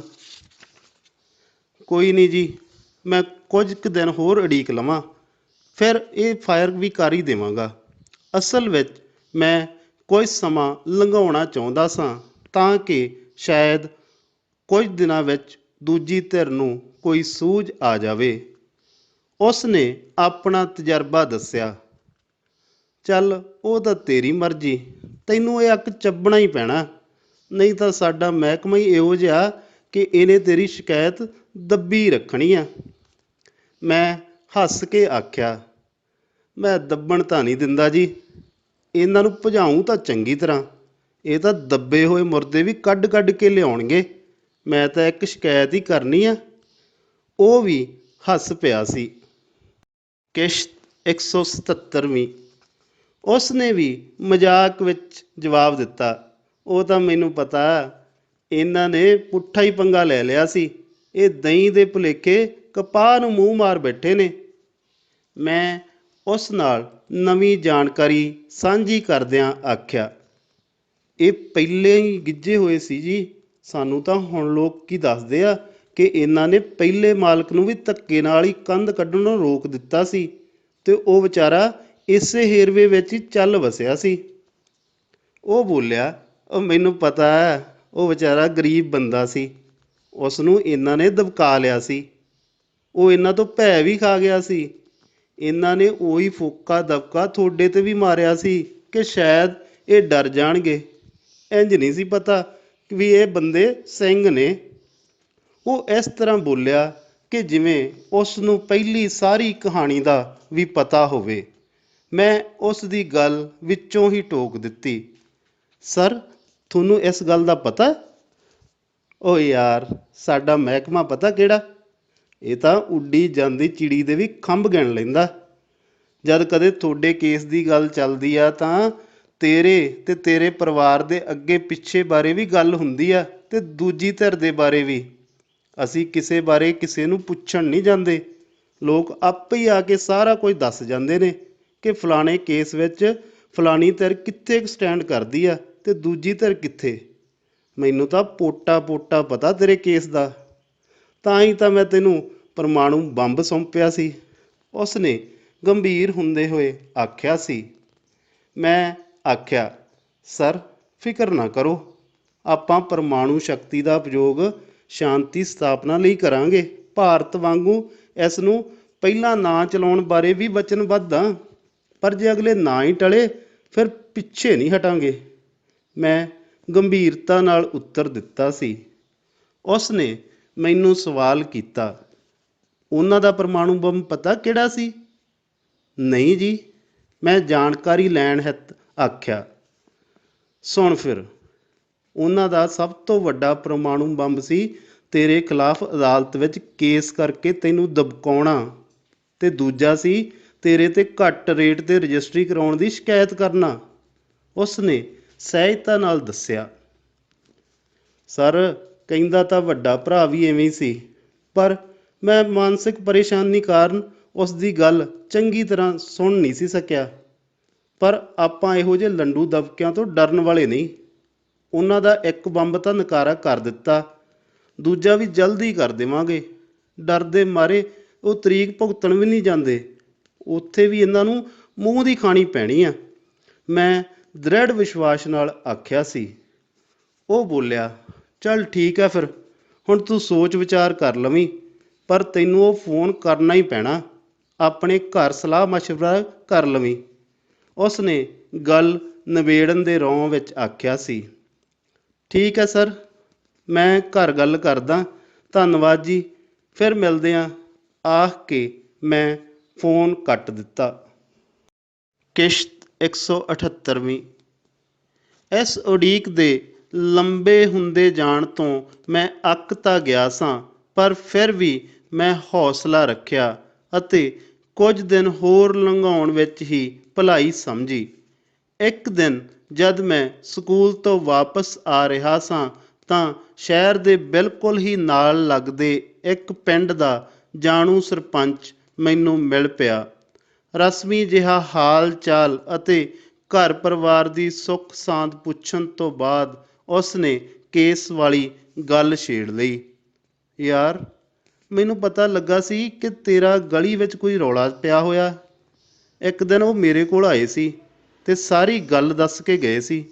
ਤੁਹਾਡਾ ਸਮਝੌਤਾ ਨਾ ਕਰਵਾ ਦਈਏ? ਉਸ ਨੇ ਮੇਰਾ ਮਨ ਪੜ੍ਹਨ ਦਾ ਯਤਨ ਕੀਤਾ। ਮੈਂ ਆਖਿਆ, ਕੋਈ ਨਹੀਂ ਜੀ, ਜਿਵੇਂ ਤੁਸੀਂ ਆਖੋਗੇ ਉਵੇਂ ਕਰ ਲਵਾਂਗੇ, ਪਰ ਮੇਰੀ ਇੱਕ ਬੇਨਤੀ ਆ ਕਿ ਕੋਈ ਵੀ ਰਾਜੀਨਾਮਾ ਕਰਵਾਉਣਾ ਹੈ ਤਾਂ 5 ਤਰੀਕ ਤੋਂ ਪਹਿਲਾਂ ਪਹਿਲਾਂ ਕਰਵਾ ਦਿਓ, ਨਹੀਂ ਤਾਂ 5 ਨੂੰ ਚੰਡੀਗੜ੍ਹ ਮਨੁੱਖੀ ਅਧਿਕਾਰ ਕਮਿਸ਼ਨ ਦੇ ਅੱਗੇ ਸਾਡੀ ਤਰੀਕ ਹੈ। ਜੇ ਮੈਂ ਆਪਣੇ ਸਾਰੇ ਸਬੂਤ ਉੱਥੇ ਪੇਸ਼ ਕਰ ਆਇਆ ਤਾਂ ਫਿਰ ਇਹ ਮਸਲਾ ਵਾਪਸ ਲੈਣਾ ਔਖਾ ਹੋ ਜਾਵੇਗਾ। ਮੈਂ ਸਹੀ ਗੱਲ ਦੱਸ ਦਿੱਤੀ ਸੀ। ਉਹ ਬੋਲਿਆ, ਠੀਕ ਹੈ, ਮੈਂ ਪਤਾ ਕਰਕੇ ਫੋਨ ਕਰਾਂਗਾ, ਆਪਾਂ ਕੇਸ ਨੂੰ ਨਿਬੇੜਨਾ ਹੀ ਨਿਬੇੜਨਾ। ਠੀਕ ਹੈ ਸਰਪੰਚ ਸਾਹਿਬ, ਦੱਸ ਦਿਓ ਮੈਨੂੰ, ਆਖ ਕੇ ਅਸੀਂ ਆਪੋ ਆਪਣੇ ਰਾਹ ਪੈ ਗਏ। ਮੈਂ ਮਨ ਹੀ ਮਨ 181 ਨੰਬਰ 'ਤੇ ਫੋਨ ਨਾ ਕਰਨ ਦੇ ਆਪਣੇ ਫੈਸਲੇ 'ਤੇ ਮਾਣ ਵੀ ਕਰ ਰਿਹਾ ਸਾਂ। ਜਦੋਂ ਮੈਂ ਸਰਪੰਚ ਨਾਲ ਹੋਈ ਸਾਰੀ ਗੱਲ ਘਰ ਆ ਕੇ ਦੱਸੀ ਤਾਂ ਸਾਰੇ ਜੀਆਂ ਨੂੰ ਲੱਗਣ ਲੱਗ ਪਿਆ ਕਿ ਹੁਣ ਇਹ ਮਸਲਾ ਮਨੁੱਖੀ ਅਧਿਕਾਰ ਕਮਿਸ਼ਨ ਦੀ ਤਰੀਕ ਤੋਂ ਪਹਿਲਾਂ ਪਹਿਲਾਂ ਹੀ ਨਿਬੜ ਜਾਵੇਗਾ। ਉਸ ਤਰੀਕ ਵਿੱਚ ਅਜੇ 10 ਕੁ ਦਿਨ ਪਏ ਸਨ ਤੇ ਸਭ ਨੂੰ ਆਸ ਸੀ ਕਿ 10 ਦਿਨ ਤਾਂ ਇਸ ਮਸਲੇ ਨੂੰ ਨਿਬੇੜਨ ਲਈ ਬਹੁਤ ਜ਼ਿਆਦਾ ਹਨ, ਕਿਉਂਕਿ ਆਪਾਂ ਕਿਹੜਾ ਕਿਸੇ ਦਾ ਨੁਕਸਾਨ ਕਰਨਾ ਹੈ। ਜਿਹੜਾ ਸਭ ਉਹਨਾਂ ਨੂੰ ਸਿਖਾਉਣਾ ਚਾਹੁੰਦੇ ਸਾਂ, ਸ਼ਾਇਦ ਉਹ ਉਹਨਾਂ ਨੂੰ ਮਿਲ ਗਿਆ ਹੈ। ਇਸ ਲਈ ਇਸ ਮਸਲੇ ਨੂੰ ਹੋਰ ਜ਼ਿਆਦਾ ਤੂਲ ਦੇਣੀ ਵੀ ਠੀਕ ਨਹੀਂ ਹੈ। ਮੈਂ ਦਿਲੋਂ ਚਾਹੁੰਦਾ ਸਾਂ ਕਿ ਮੈਨੂੰ ਚੰਡੀਗੜ੍ਹ ਦਾ ਚੱਕਰ ਨਾ ਮਾਰਨਾ ਪਵੇ। ਉੱਥੇ ਬੱਸ ਵਾਲੀਆਂ ਫੋਟੋਆਂ ਅਤੇ ਮੂਵੀ ਜਮ੍ਹਾਂ ਕਰਵਾਉਣ ਦਾ ਮਤਲਬ ਨਿਕਲਣਾ ਸੀ ਕਿ ਇਹ ਸਬੂਤ ਹੁਣ ਪੁਲਿਸ ਵਿਭਾਗ ਤੋਂ ਬਾਹਰ ਨਿਕਲ ਕੇ ਕਮਿਸ਼ਨ ਦੇ ਹੱਥਾਂ ਵਿੱਚ ਚਲੇ ਜਾਣੇ ਸਨ। ਪੁਲਿਸ ਵਿਭਾਗ ਤਾਂ ਆਪਣੇ ਕਰਮਚਾਰੀਆਂ ਨੂੰ ਲਗਾਤਾਰ ਬਚਾ ਰਿਹਾ ਸੀ, ਪਰ ਕਮਿਸ਼ਨ ਨੇ ਤਾਂ ਭੋਰਾ ਭਰ ਵੀ ਲਿਹਾਜ਼ ਨਹੀਂ ਸੀ ਕਰਨੀ ਤੇ ਦੋਵਾਂ ਪੁਲਿਸ ਵਾਲਿਆਂ ਦੀ ਨੌਕਰੀ ਨੂੰ ਖਤਰਾ ਬਣ ਜਾਣਾ ਸੀ। ਮੈਂ ਅਜਿਹਾ ਬਿਲਕੁਲ ਵੀ ਨਹੀਂ ਚਾਹੁੰਦਾ ਸਾਂ ਤੇ ਇਸੇ ਬਾਰੇ ਮੈਂ ਪਹਿਲਾਂ ਵੀ ਮਲਕੀਤ ਨੂੰ ਸੰਕੇਤ ਦੇ ਚੁੱਕਾ ਸਾਂ। ਇਹਨਾਂ ਦਿਨਾਂ ਵਿੱਚ ਜਦ ਵੀ ਮੇਰਾ ਫੋਨ ਵੱਜਦਾ ਤਾਂ ਮਨ ਵਿੱਚ ਆਉਂਦਾ ਕਿ ਜ਼ਰੂਰ ਸਰਪੰਚ ਦਾ ਫੋਨ ਆ ਗਿਆ ਹੈ। ਜਦ ਮੈਂ ਸਕਰੀਨ ਉੱਤੇ ਕਿਸੇ ਹੋਰ ਬੰਦੇ ਦਾ ਨਾਂ ਪੜ੍ਹ ਲੈਂਦਾ ਤਾਂ ਮੇਰਾ ਮਨ ਥੋੜ੍ਹਾ ਜਿਹਾ ਉਦਾਸ ਵੀ ਹੋ ਜਾਂਦਾ। ਫੋਨ ਵੱਜਣ 'ਤੇ ਜੇ ਸਿਰਫ ਨੰਬਰ ਹੀ ਆਉਂਦਾ ਤਾਂ ਮੈਨੂੰ ਲੱਗਣ ਲੱਗਦਾ ਕਿ ਸ਼ਾਇਦ ਸਰਪੰਚ ਨੇ ਕਿਸੇ ਹੋਰ ਫੋਨ ਤੋਂ ਫੋਨ ਕੀਤਾ ਹੋਣਾ ਹੈ ਤੇ ਮੈਂ ਝੱਟ ਦੇਣੇ ਫੋਨ ਚੁੱਕ ਲੈਂਦਾ ਸਾਂ। ਪਰ ਜਦ ਕੋਈ ਹੋਰ ਬੋਲਣ ਲੱਗ ਜਾਂਦਾ ਤਾਂ ਮੈਨੂੰ ਫੋਨ ਕਰਨ ਵਾਲੇ 'ਤੇ ਖਿਝ ਜਿਹੀ ਚੜ੍ਹ ਜਾਂਦੀ ਸੀ। ਕਿਸ਼ਤ 179ਵੀਂ। ਇੱਕ ਦਿਨ ਟੀਵੀ ਅੱਗੇ ਬੈਠਾ ਆਮ ਵਾਂਗ ਖਬਰਾਂ ਸੁਣ ਰਿਹਾ ਸਾਂ। ਇੱਕ ਪੰਜਾਬੀ ਚੈਨਲ ਉੱਪਰ ਚੱਲ ਰਹੀ ਖਬਰ 'ਤੇ ਧਿਆਨ ਪੈਂਦਿਆਂ ਹੀ ਮੇਰੇ ਹੱਥ ਵਿਚਲਾ ਰਿਮੋਟ ਇੱਕ ਵਾਰ ਤਾਂ ਛੁੱਟਣ ਹੀ ਲੱਗਾ ਸੀ। ਇਹ ਖਬਰ ਅਦਾਲਤ ਦੇ ਹੁਕਮਾਂ ਅਨੁਸਾਰ ਸਾਡੇ ਸ਼ਹਿਰ ਦੇ ਇੱਕ ਮਾਨਸਿਕ ਰੋਗੀ ਪਰਿਵਾਰ ਨੂੰ 2 ਦਹਾਕਿਆਂ ਤੋਂ ਬਾਅਦ ਘਰ 'ਚੋਂ ਬਾਹਰ ਕੱਢਣ ਦੀ ਸੀ। ਇਹ ਉਸੇ ਜੁਝਾਰ ਸਿੰਘ ਦੇ ਪਰਿਵਾਰ ਦੀ ਹੀ ਖਬਰ ਸੀ ਜਿਹੜਾ ਮੈਨੂੰ ਉਸ ਦਿਨ ਵਕੀਲ ਦੇ ਕੋਲ ਮਿਲਿਆ ਸੀ। ਟੀਵੀ 'ਤੇ ਵਾਰ-ਵਾਰ ਉਸ ਪਰਿਵਾਰ ਨਾਲ ਸੰਬੰਧਿਤ ਰਿਪੋਰਟਾਂ ਮਸਾਲੇ ਲਾ ਕੇ ਪੇਸ਼ ਕੀਤੀਆਂ ਜਾ ਰਹੀਆਂ ਸਨ। ਕਦੇ ਪਰਿਵਾਰ ਮੁਖੀ ਜੁਝਾਰ ਸਿੰਘ ਨਾਲ ਅਤੇ ਕਦੇ ਉਸ ਦੇ ਵਕੀਲ, ਜੋ ਕਿ ਮੇਰਾ ਵੀ ਵਕੀਲ ਸੀ, ਨਾਲ ਗੱਲਬਾਤ ਵਿਖਾਈ ਜਾ ਰਹੀ ਸੀ।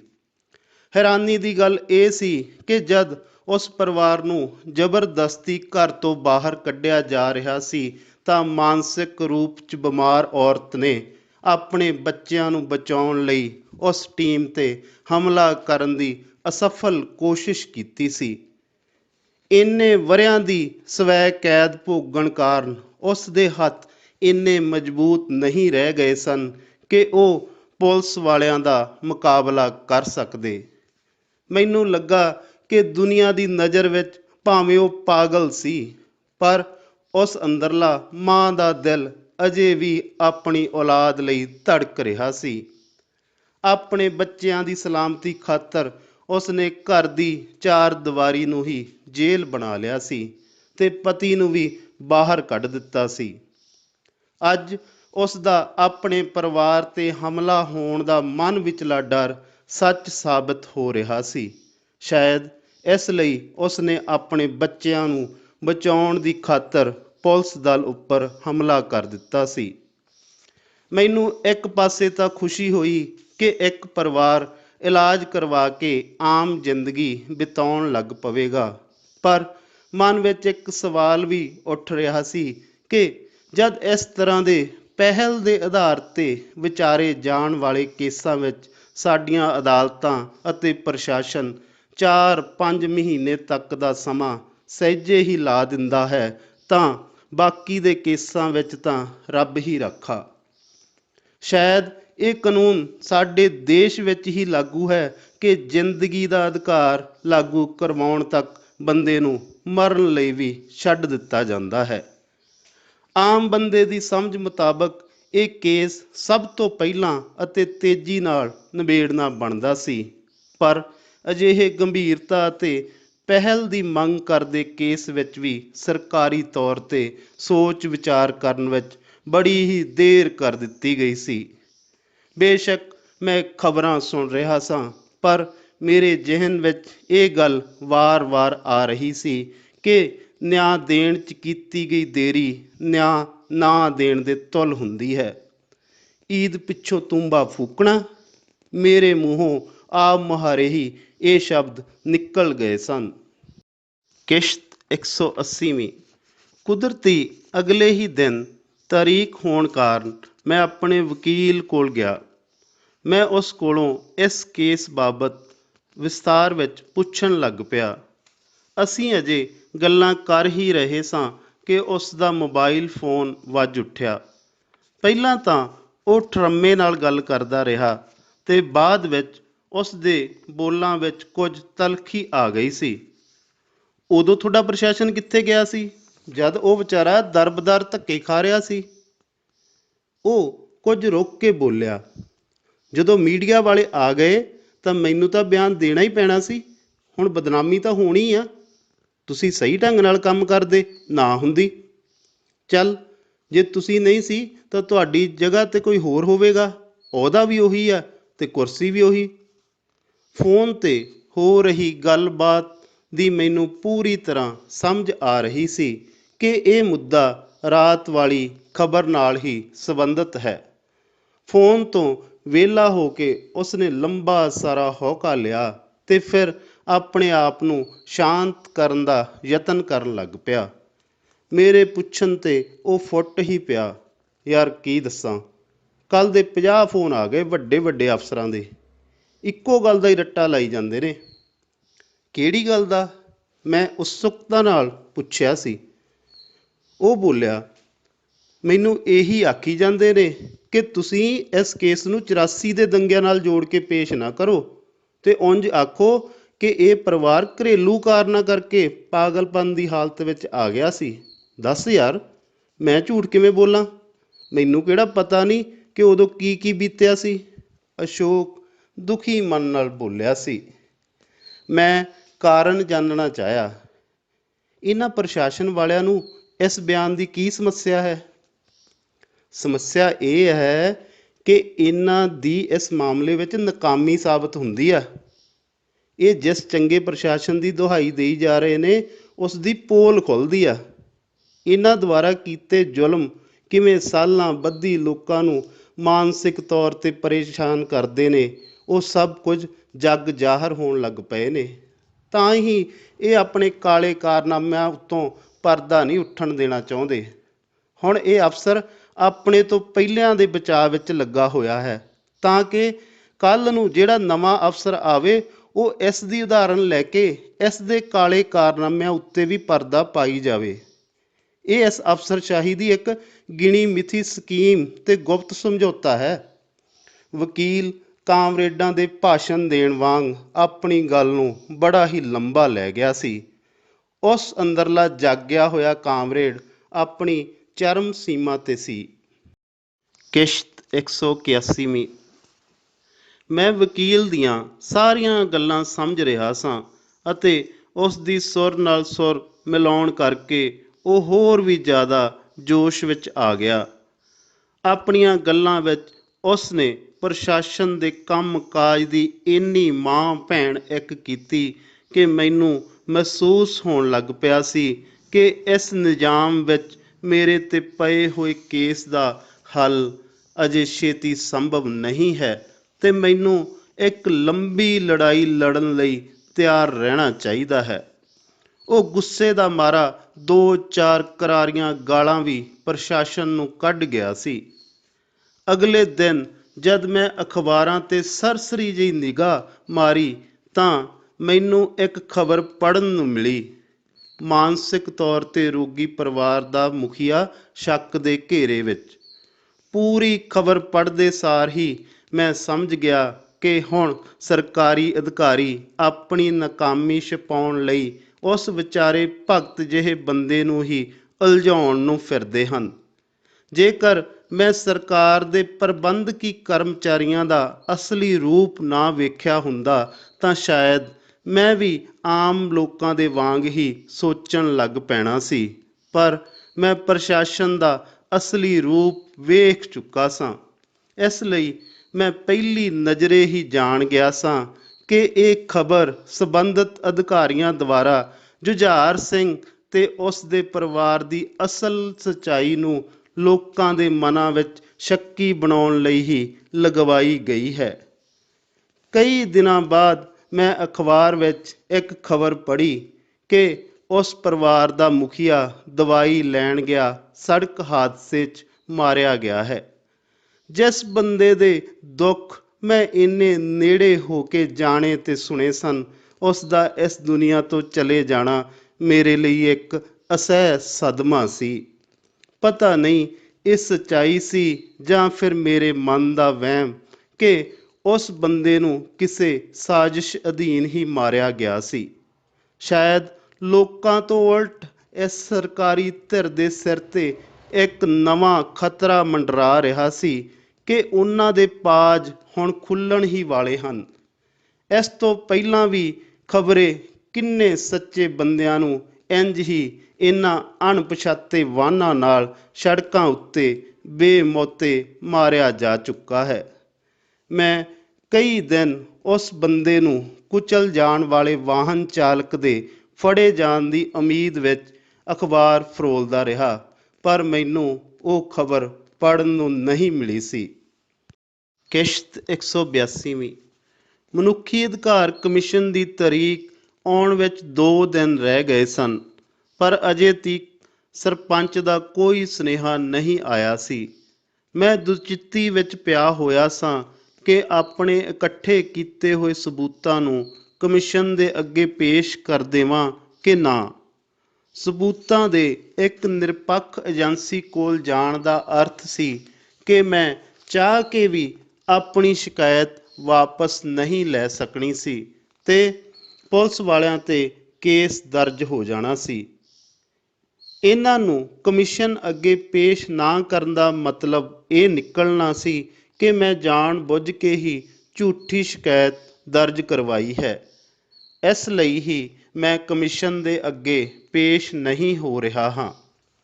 ਆਪਣੀ ਇਸ ਦੁਚਿੱਤੀ ਨੂੰ ਦੂਰ ਕਰਨ ਲਈ ਮੈਂ ਆਪਣੇ ਵਕੀਲ ਕੋਲ ਗਿਆ ਅਤੇ ਇਸ ਮਸਲੇ ਵਿੱਚ ਉਸ ਦੀ ਸਲਾਹ ਮੰਗੀ। ਉਸ ਦਾ ਆਖਣਾ ਸੀ ਕਿ ਮੈਨੂੰ ਜ਼ਰੂਰ ਹੀ ਆਪਣਾ ਪੱਖ ਅਤੇ ਸਬੂਤ ਕਮਿਸ਼ਨ ਦੇ ਅੱਗੇ ਰੱਖਣੇ ਚਾਹੀਦੇ ਹਨ।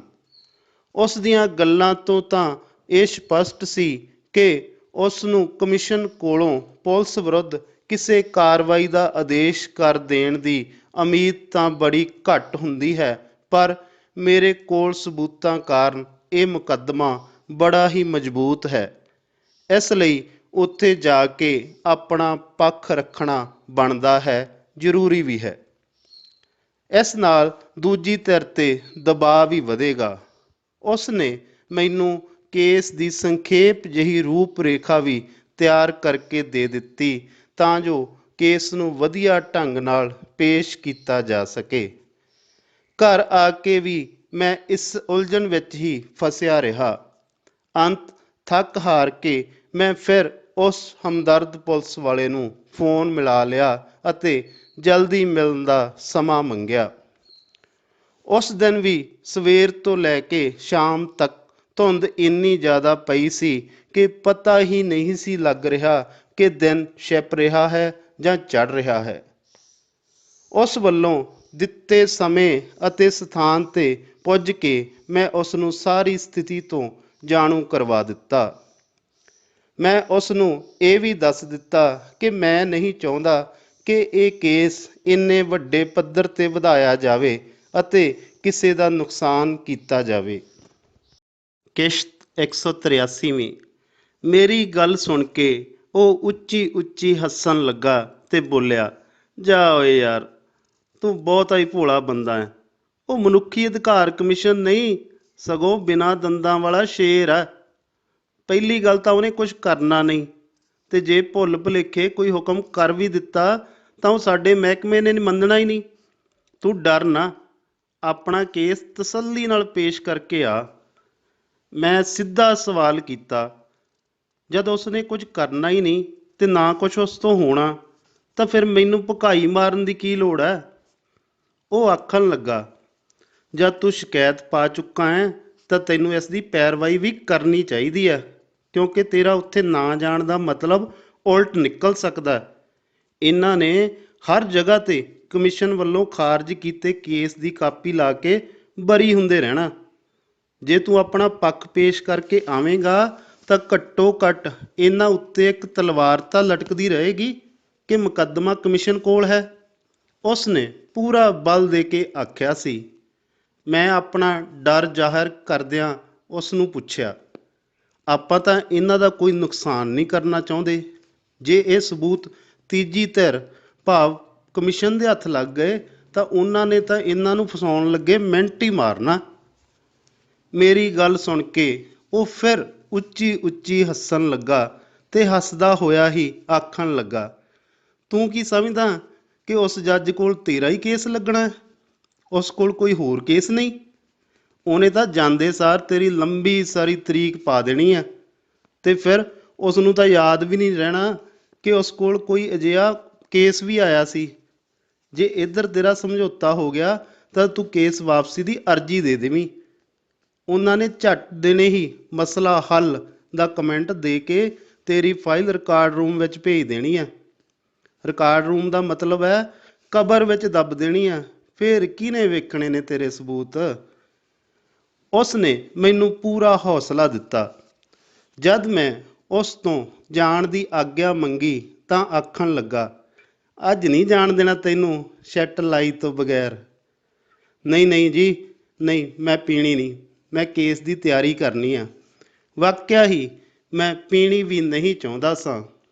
ਉਹ ਹੱਸ ਕੇ ਬੋਲਿਆ, ਕੇਸ ਬੜਾ ਤੂੰ ਸੁਪਰੀਮ ਕੋਰਟ 'ਚ ਭੇਜਣਾ, ਲੰਡੂ ਜਾਂ ਕਮਿਸ਼ਨ ਹੀ ਹੈ। ਨਾਲ ਹੀ ਉਹ ਅਲਮਾਰੀ ਵਿੱਚੋਂ ਬੋਤਲ ਕੱਢ ਲਿਆਇਆ ਸੀ। ਮੈਨੂੰ ਬੈਠ ਜਾਣ ਦਾ ਇਸ਼ਾਰਾ ਕਰਕੇ ਉਹ ਆਪ ਦੂਜੇ ਕਮਰੇ ਵਿੱਚ ਗਿਆ ਤੇ ਉੱਥੋਂ 2 ਗਲਾਸ ਤੇ ਇੱਕ ਭਾਂਡੇ ਵਿੱਚ ਮੀਟ ਪਾ ਕੇ ਲੈ ਆਇਆ।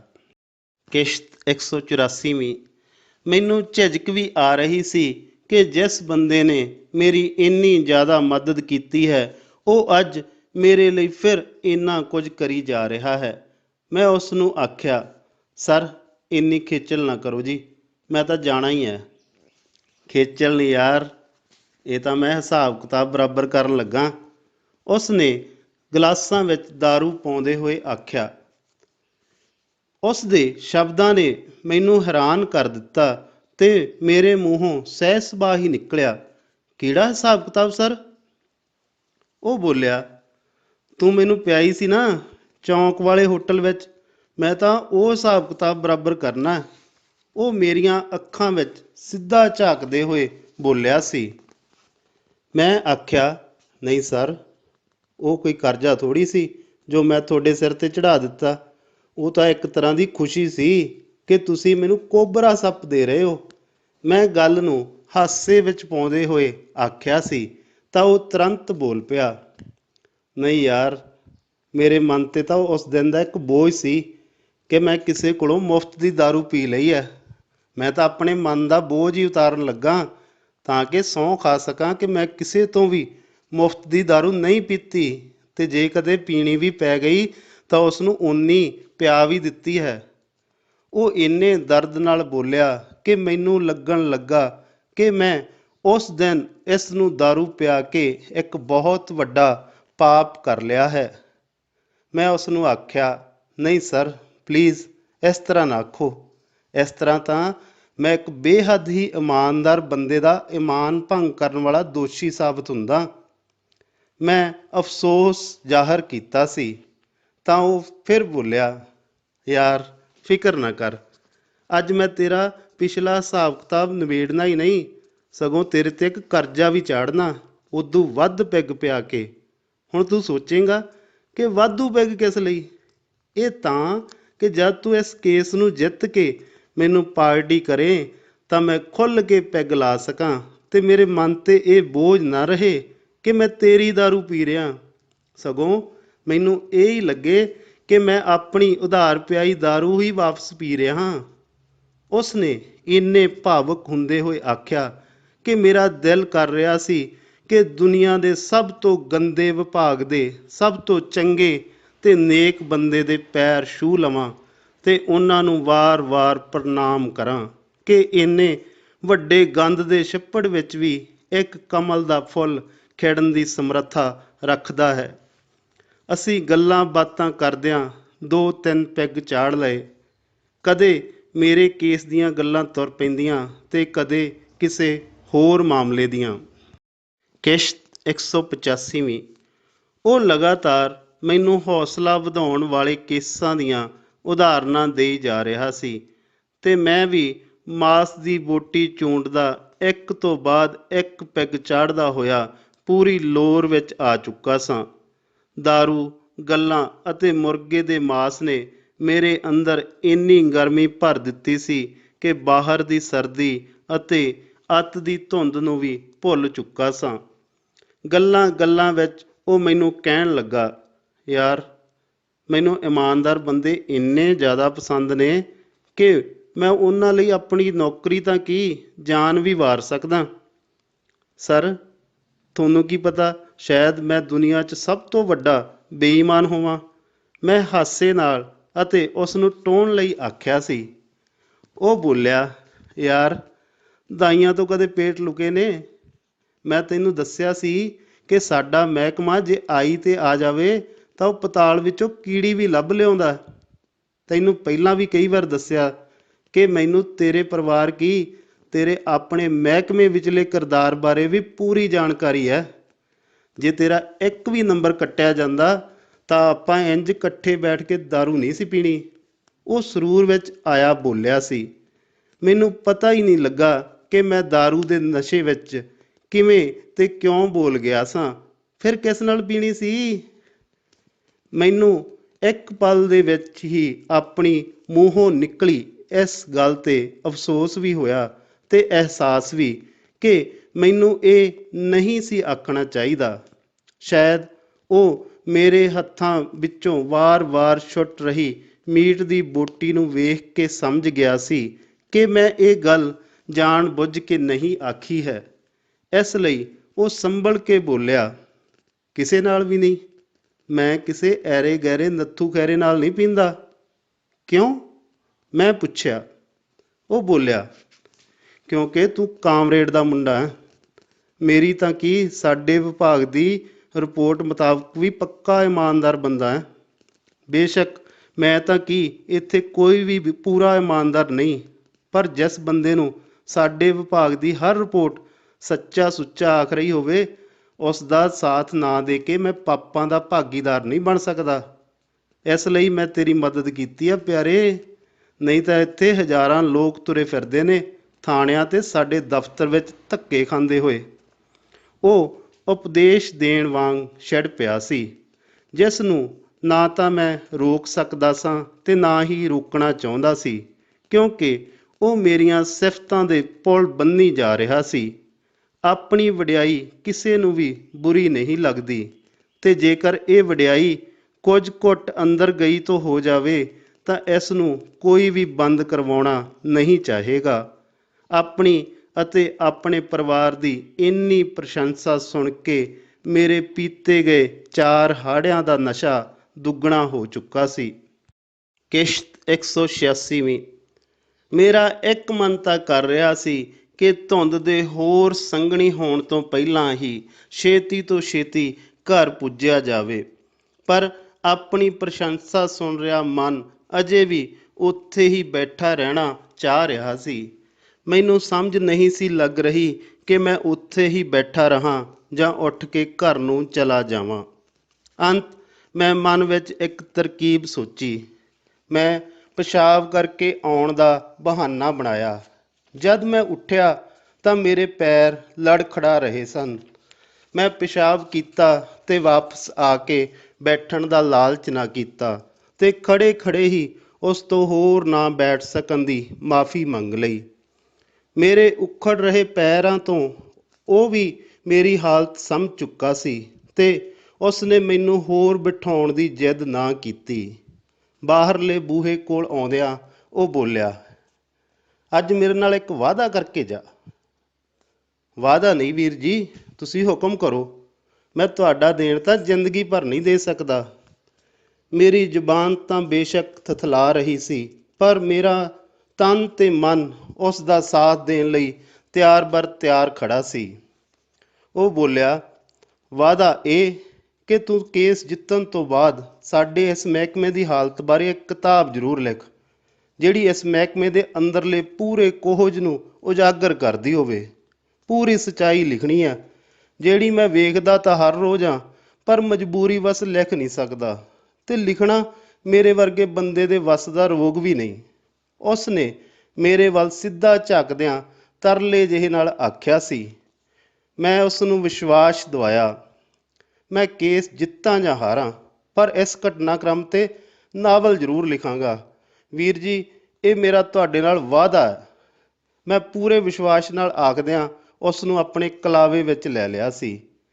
ਉਹ ਬੜੇ ਹੀ ਪਿਆਰ ਨਾਲ ਬੋਲਿਆ, ਕੇਸ ਤਾਂ ਤੂੰ ਹੀ ਜਿੱਤਣਾ, ਲਿਖਾ ਲੈ ਮੇਰੇ ਤੋਂ, ਪਰ ਸਾਡੇ ਮਹਿਕਮੇ ਦੀਆਂ ਬੁਰਾਈਆਂ ਨੂੰ ਤੂੰ ਹੀ ਦੁਨੀਆ ਦੇ ਸਾਹਮਣੇ ਲੈ ਕੇ ਆਉਣਾ। ਇਹ ਕੰਮ ਮੈਂ ਨਹੀਂ ਕਰ ਸਕਦਾ, ਸਮਝ ਲੈ। ਇਸ ਲਈ ਮੈਂ ਤੇਰੀ ਮਦਦ ਕੀਤੀ ਹੈ। ਹੁਣ ਤੇਰੀ ਵੀ ਜ਼ਿੰਮੇਵਾਰੀ ਬਣਦੀ ਹੈ ਕਿ ਤੂੰ ਆਪਣੀ ਪੀੜ ਨੂੰ ਉਧਾਰ ਬਣਾ ਕੇ ਮੇਰੇ ਮਨ ਦੀ ਆਵਾਜ਼ ਲੋਕਾਂ ਤੱਕ ਪਹੁੰਚਾਵੇਂ। ਇੰਨਾ ਕਹਿੰਦਿਆਂ ਉਸ ਨੇ ਮੈਨੂੰ ਆਪਣੇ ਨਾਲ ਘੁੱਟ ਲਿਆ ਸੀ।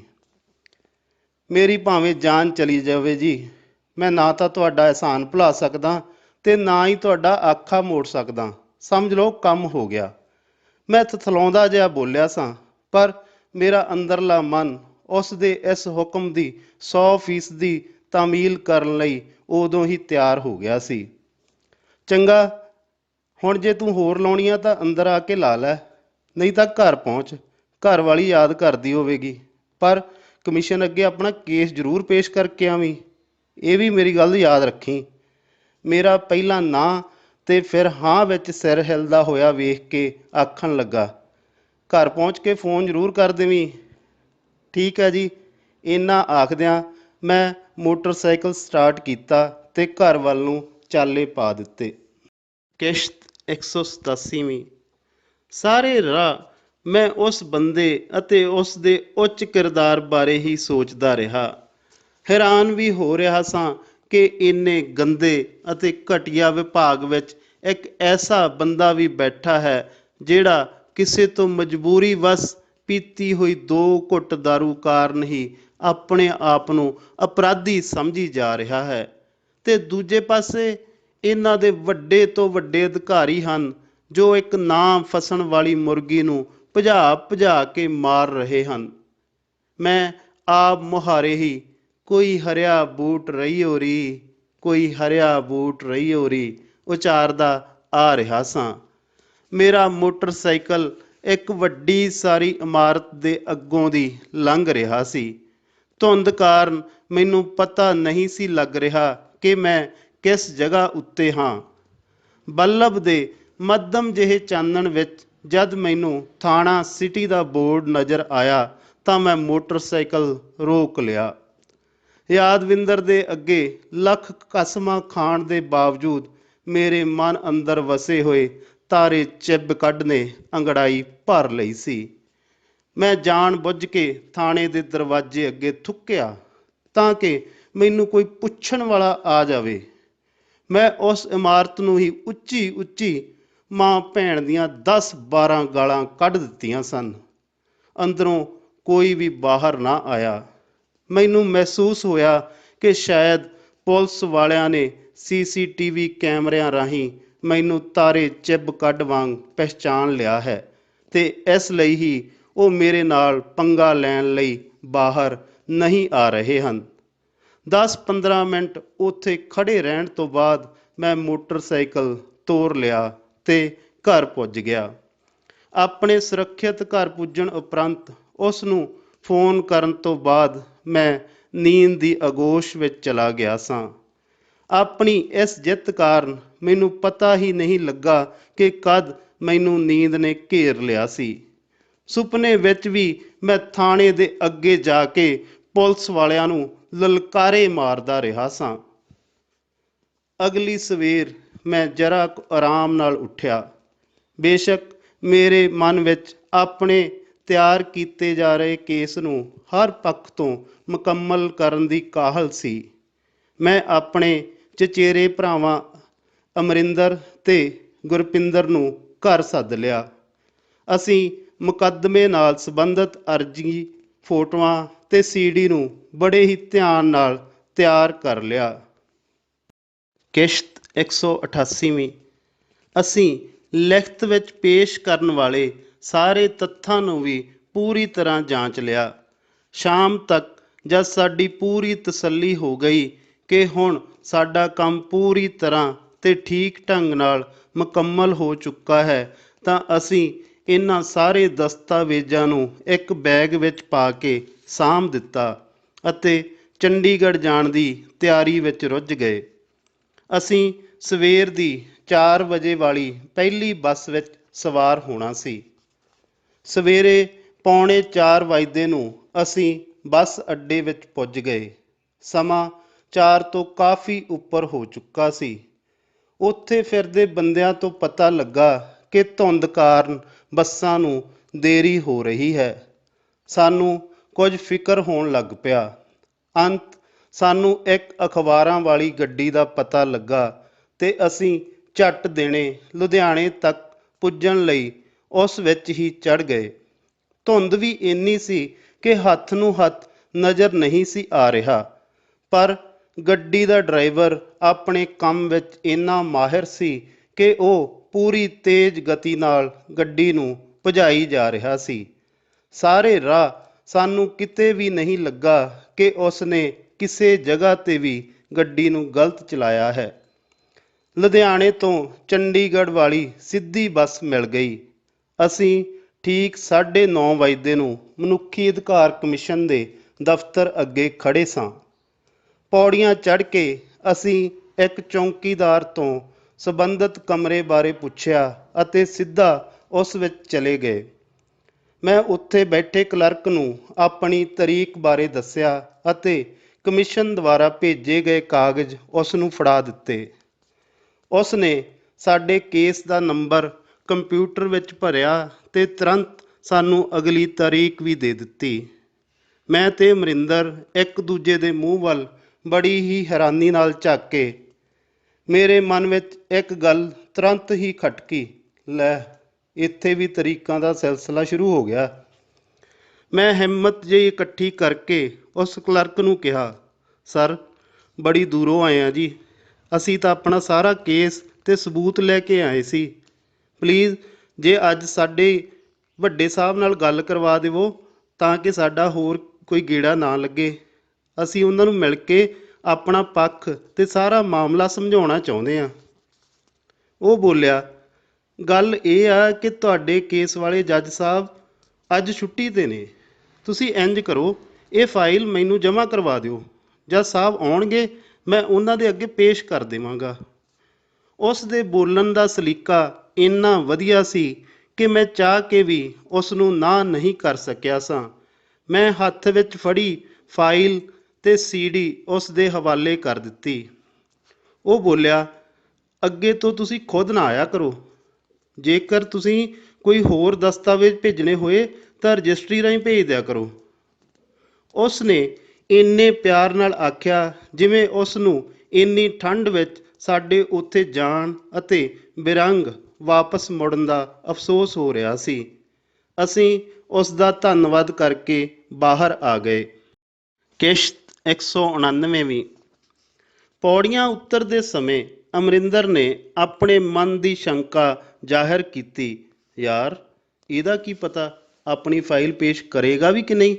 ਆਪਾਂ ਸਾਰੇ ਸਬੂਤ ਬਿਨਾਂ ਕੋਈ ਰਸੀਦ ਪ੍ਰਾਪਤ ਕੀਤੇ ਹੀ ਇਸ ਨੂੰ ਫੜਾ ਦਿੱਤੇ ਨੇ। ਇੱਕ ਵਾਰ ਤਾਂ ਮੇਰੇ ਮਨ ਨੂੰ ਵੀ ਇਹ ਚਿੰਤਾ ਹੋ ਗਈ ਤੇ ਮੈਂ ਕੁਝ ਪਲ ਚੁੱਪ ਹੋ ਗਿਆ ਸਾਂ। ਫਿਰ ਮੈਂ ਆਪਣੀ ਸਮਝ ਤੇ ਸੋਚ ਮੁਤਾਬਕ ਉਸ ਨੂੰ ਜਵਾਬ ਦਿੱਤਾ, ਨਹੀਂ ਯਾਰ, ਇਹਨਾਂ ਨੂੰ ਕੀ ਮਿਲਣਾ ਆਪਣੀ ਫਾਈਲ ਦੱਬ ਕੇ। ਨਾਲੇ ਜੇ ਇਹ ਇੰਝ ਹੀ ਕਰਨ ਲੱਗ ਪਏ ਤਾਂ ਇਹਨਾਂ 'ਤੇ ਯਕੀਨ ਕੌਣ ਕਰੇਗਾ। ਇਹਨਾਂ ਦੀਆਂ ਨੌਕਰੀਆਂ ਵੀ ਤਾਂ ਹੀ ਸਲਾਮਤ ਨੇ ਜੇ ਮਨੁੱਖੀ ਅਧਿਕਾਰਾਂ ਦੀ ਉਲੰਘਣਾ ਹੋ ਰਹੀ ਆ। ਇਹ ਤਾਂ ਚਾਹੁੰਦੇ ਹੋਣਗੇ ਕਿ ਕਿਸੇ ਨਾ ਕਿਸੇ ਤਰ੍ਹਾਂ ਇਹ ਮਾਮਲੇ ਉਪਜਦੇ ਰਹਿਣ, ਲੋਕ ਸਾਡੇ ਕੋਲ ਆਉਣ ਤੇ ਇਹਨਾਂ ਦੀਆਂ ਨੌਕਰੀਆਂ ਬਚੀਆਂ ਰਹਿਣ। ਅਮਰਿੰਦਰ ਨੇ ਕੁਝ ਸੋਚ ਕੇ ਆਖਿਆ, ਚਲੋ ਇੱਕ ਗੱਲ ਤਾਂ ਠੀਕ ਹੋ ਗਈ ਕਿ ਆਪਾਂ ਆਪਣੇ ਦਸਤਾਵੇਜ਼ਾਂ ਵਾਲੀ ਸੂਚੀ ਵਿੱਚ ਸਭ ਕੁਝ ਦਰਜ ਕੀਤਾ ਹੋਇਆ। ਕਲਰਕ ਜਦ ਵੀ ਇਹ ਫਾਈਲ ਜੱਜ ਅੱਗੇ ਪੇਸ਼ ਕਰੇਗਾ ਤਾਂ ਉਹ ਸੂਚੀ ਅਨੁਸਾਰ ਉਹਨਾਂ ਦਸਤਾਵੇਜ਼ਾਂ ਦੀ ਮੰਗ ਕਰੇਗਾ। ਉਸ ਦੀ ਇਸ ਗੱਲ ਨਾਲ ਮੈਨੂੰ ਹੌਸਲਾ ਹੋ ਗਿਆ। ਇੱਕ ਚਾਹ ਵਾਲੀ ਦੁਕਾਨ 'ਤੇ ਬੈਠ ਕੇ ਅਸੀਂ ਘਰੋਂ ਲਿਆਂਦੇ ਪਰੌਂਠੇ ਖਾਧੇ ਅਤੇ ਘਰ ਵੱਲ ਨੂੰ ਵਾਪਸੀ ਕਰ ਦਿੱਤੀ। ਆਪਣੇ ਘਰਦਿਆਂ ਨੂੰ ਹੌਸਲਾ ਦੇਣ ਲਈ ਮੈਂ ਫੋਨ 'ਤੇ ਬੜੇ ਹੀ ਝੂਠ ਮਾਰੇ। ਬਈ ਕਮਿਸ਼ਨ ਵਾਲੇ ਸਾਡੇ ਨਾਲ ਬੜੇ ਹੀ ਵਧੀਆ ਢੰਗ ਨਾਲ ਪੇਸ਼ ਆਏ। ਜਦ ਉਹਨਾਂ ਨੇ ਸਾਡੇ ਪੇਸ਼ ਕੀਤੇ ਹੋਏ ਸਬੂਤ ਵੇਖੇ ਤਾਂ ਉਹਨਾਂ ਕਿਹਾ ਕਿ ਤੁਸੀਂ ਬੇਫਿਕਰ ਹੋ ਜਾਓ, ਤੱਕਲੇ ਵਾਂਗ ਸਿੱਧੇ ਕਰਕੇ ਵਿਖਾਵਾਂਗੇ ਇਹੋ ਜਿਹੇ ਪੁਲਸੀਆਂ ਨੂੰ। ਬੇਫਿਕਰ ਹੋ ਜਾਓ, ਇਹ ਤਾਂ ਅੱਖ ਵਿੱਚ ਪਾਏ ਨਹੀਂ ਰੜਕਣੇ, ਵੇਖੀ ਜਾਇਓ ਇਹਨਾਂ ਦੀ ਕੀ ਹਾਲਤ ਹੁੰਦੀ ਆ। ਮੈਂ ਨਹੀਂ ਚਾਹੁੰਦਾ ਸਾਂ ਕਿ ਮੇਰੇ ਘਰ ਦੇ ਮੇਰੇ ਕੇਸ ਪ੍ਰਤੀ ਹੋਰ ਚਿੰਤਤ ਹੋਣ। ਮੈਂ ਉਹਨਾਂ ਦੀ ਆਸ ਦੀ ਕਿਰਨ ਜਗਾਈ ਰੱਖਣਾ ਚਾਹੁੰਦਾ ਸਾਂ, ਕਿਉਂਕਿ ਮੈਂ ਇੱਕ ਕਿਤਾਬ ਵਿੱਚ ਨਿਹੰਗ ਸਿੰਘਾਂ ਦੇ ਕਿਰਦਾਰ ਅਤੇ ਉਹਨਾਂ ਦੀ ਯੁੱਧ ਕਲਾ ਬਾਰੇ ਪੜ੍ਹ ਚੁੱਕਾ ਸਾਂ ਕਿ ਉਹ ਮਾੜੀਆਂ ਤੇ ਵਿਰੋਧੀ ਹਾਲਤਾਂ ਵਿੱਚ ਵੀ ਢਿੱਲੀ ਗੱਲ ਨਹੀਂ ਕਰਦੇ ਸਨ। ਉਹ ਆਪਣੀ ਫੌਜ ਨੂੰ ਹੌਸਲਾ ਦੇਣ ਲਈ ਵਿਰੋਧੀ ਧਿਰ ਨੂੰ ਕੀੜੇ ਮਕੌੜੇ ਅਤੇ ਆਪਣੀ ਥੋੜ੍ਹੀ ਜਿਹੀ ਤਾਕਤ ਨੂੰ ਵਧਾ ਚੜ੍ਹਾ ਕੇ ਪੇਸ਼ ਕਰ ਦਿੰਦੇ ਸਨ। ਬਹੁਤੀਆਂ ਲੜਾਈਆਂ ਤਾਂ ਉਹਨਾਂ ਨੇ ਆਪਣੇ ਹੌਸਲੇ ਅਤੇ ਸਿਦਕ ਦੇ ਸਿਰ 'ਤੇ ਹੀ ਜਿੱਤੀਆਂ। ਇਸ ਲਈ ਮੈਂ ਅਮਰਿੰਦਰ ਨੂੰ ਸਾਰੀ ਗੱਲ ਸਮਝਾ ਦਿੱਤੀ ਕਿ ਘਰ ਜਾ ਕੇ ਕੋਈ ਵੀ ਅਜਿਹੀ ਢਿੱਲੀ ਗੱਲ ਨਹੀਂ ਕਰਨੀ ਜਿਸ ਨਾਲ ਇਹ ਲੱਗੇ ਕਿ ਆਪਣਾ ਕੇਸ ਤਾਂ ਕਿਸੇ ਨੇ ਸੁਣਿਆ ਵੀ ਨਹੀਂ ਹੈ। ਕਿਸ਼ਤ 190ਵੀਂ। ਮੇਰੇ ਲੱਖ ਚਾਹੁਣ ਤੇ ਟਾਲਣ ਦੇ ਬਾਵਜੂਦ ਮੇਰਾ ਚੰਡੀਗੜ੍ਹ ਦਾ ਗੇੜਾ ਲੱਗ ਚੁੱਕਾ ਸੀ। ਮੈਂ ਆਪਣੇ ਮਨ ਹੀ ਮਨ ਫੈਸਲਾ ਕਰ ਲਿਆ ਕਿ ਜਦ ਮੇਰੀ ਇੰਨੀ ਜ਼ਿਆਦਾ ਭਕਾਈ ਹੋ ਚੁੱਕੀ ਹੈ ਤਾਂ ਹੁਣ 181 ਨੰਬਰ 'ਤੇ ਫੋਨ ਕਰਕੇ ਲੱਗਦੇ ਹੱਥ ਦੂਜੀ ਧਿਰ ਨੂੰ ਵੀ ਸਬਕ ਸਿਖਾ ਹੀ ਦੇਣਾ ਚਾਹੀਦਾ ਹੈ। ਮੈਂ ਆਪਣੇ ਆਪ ਨੂੰ ਪੂਰੀ ਤਰ੍ਹਾਂ ਤਿਆਰ ਕਰ ਰਿਹਾ ਸਾਂ ਕਿ ਫਿਰ ਮਨ ਵਿੱਚ ਆਉਣ ਲੱਗ ਪਿਆ ਕਿ ਚਲੋ ਆਪਣੀ ਤਾਂ ਜਿਹੜੀ ਭੱਜ ਨੱਠ ਤੇ ਕੁੱਤੇ ਭਕਾਈ ਹੋਣੀ ਸੀ ਉਹ ਤਾਂ ਹੁਣ ਹੋ ਹੀ ਗਈ ਹੈ, ਪਰ ਤੈਨੂੰ ਉਹਨਾਂ ਦੀ ਨੌਕਰੀ ਨੂੰ ਖਤਰੇ ਵਿੱਚ ਨਹੀਂ ਪਾਉਣਾ ਚਾਹੀਦਾ। ਮੈਂ ਕਿਸ ਤਰ੍ਹਾਂ ਸੋਚ ਰਿਹਾ ਸਾਂ। ਚਾਹ ਕੇ ਵੀ ਮੈਂ ਆਪਣੇ ਅੰਦਰੋਂ ਇਨਸਾਨੀਅਤ ਨੂੰ ਮਾਰ ਨਹੀਂ ਸਾਂ ਸਕਿਆ। ਅਦਾਲਤ ਅਤੇ ADC ਦੀਆਂ ਤਰੀਕਾਂ ਅਜੇ ਵੀ ਪਈ ਜਾ ਰਹੀਆਂ ਸਨ।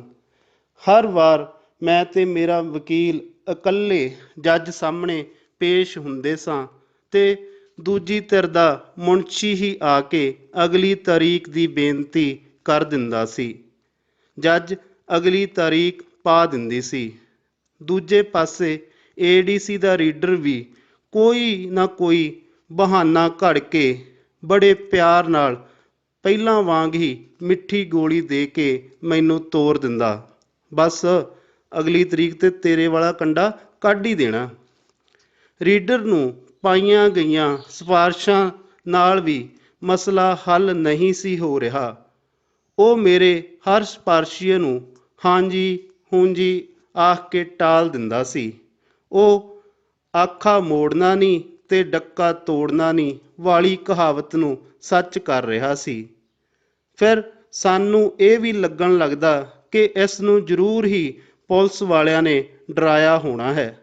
ਇਹ ਤਾਂ ਨਿੱਤ ਦੇ ਚੋਰ ਹੁੰਦੇ ਨੇ, ਇਹਨਾਂ ਨੇ ਆਪਣੇ ਰਾਖੇ ਕੁੱਤਿਆਂ ਨਾਲ ਵਿਗਾੜ ਕੇ ਕੀ ਲੈਣਾ ਹੈ। ਮੌਸਮ ਵਿੱਚ ਪਹਿਲਾਂ ਵਾਲੀ ਠੰਡਕ ਖਤਮ ਹੁੰਦੀ ਜਾ ਰਹੀ ਸੀ ਤੇ ਗਰਮੀ ਨੇ ਕੁਦਰਤ ਦੇ ਦੁਆਰ 'ਤੇ ਆਪਣੀ ਦਸਤਕ ਦੇਣੀ ਸ਼ੁਰੂ ਕਰ ਦਿੱਤੀ ਸੀ। ਮੈਂ ਇੱਕ ਹੌਸਲੇ ਵਿੱਚ ਤਾਂ ਸਾਂ ਕਿ ਜੇ ਦੂਜੀ ਧਿਰ ਕੋਲ ਮੇਰੇ ਵਿਰੁੱਧ ਹੋਰ ਕੁਝ ਕਰਨ ਨੂੰ ਹੁੰਦਾ ਤਾਂ ਉਹਨਾਂ ਨੇ ਹੁਣ ਤੱਕ ਉਹ ਸਭ ਕੁਝ ਕਰ ਦੇਣਾ ਸੀ। ਸ਼ਾਇਦ ਹੁਣ ਉਹਨਾਂ ਦੀ ਹਥਿਆਰ ਸੁੱਟਣ ਦੀ ਨੌਬਤ ਆ ਚੁੱਕੀ ਸੀ।